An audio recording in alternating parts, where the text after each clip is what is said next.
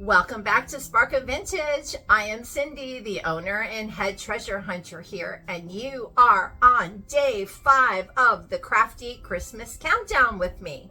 So we're basically taking newly discovered, newly found, maybe unopened items that have been in my craft room, ignored, kind of sitting on the island of misfit toys, and revisiting them for the next 25 days. So each day we'll have a different product or different technique that I have to go back and kind of relearn how to do some of these. And one of them was the alcohol ink techniques.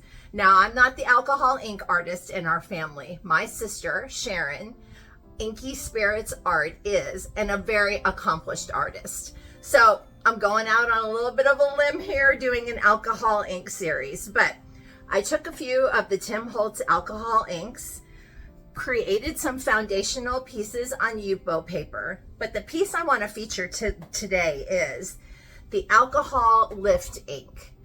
This is so uber cool, and I especially love to use this at Halloween because it makes some really spooky, shadowy little images on with your stamps and your dies. So give me just a moment. I'll create some foundational pieces and we're going to play with this alcohol lift ink, and I'm going to show you some fun things we can do with it.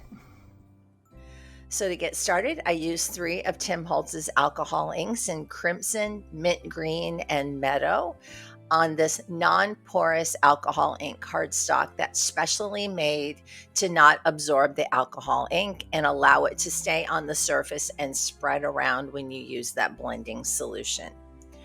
So once all of the alcohol inks were blended, went ahead and pulled out my Tim Holtz bottle brush tree stamps, and now we're going to do the alcohol lift technique.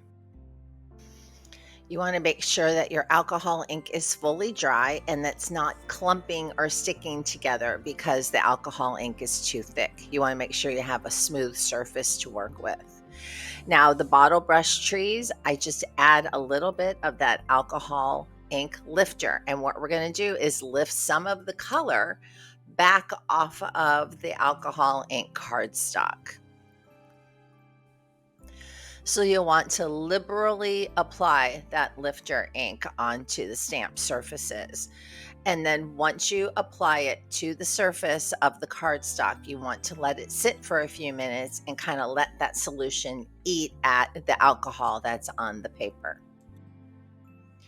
And when you first look at it, you'll think nothing happened, or it's kind of ugly, or it doesn't really look that good.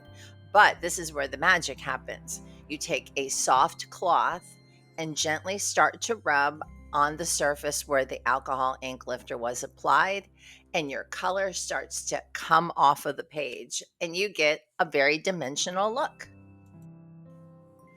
Well, in mixed media, we never let anything go to waste, so don't rub that ink off of your stamps yet. Spritz them with a little bit of 91 or 93% isopropyl alcohol, and then apply those stamps to a piece of heavy cardstock.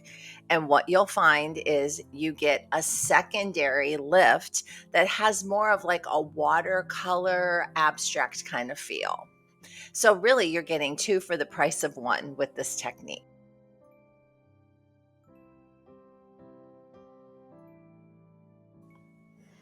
Well, that was so much fun. Let's try it again. And this time we're going to use multiple stamps and create more of a background. So again, liberally apply that alcohol lift ink onto your stamps. Line them up on your alcohol inks cardstock. And again, give it a few seconds to really kind of eat into that alcohol ink. And then when you're ready to lift, you have a great little background. Just gently rub where your stamps were and then spritz your background of your stamps and reapply them to a heavy cardstock paper, and you have an additional cardstock background.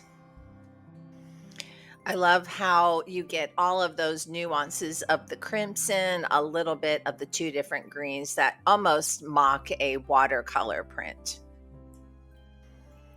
Using alcohol ink is such a fun technique, but it does require some special tools and a little bit of patience and practice.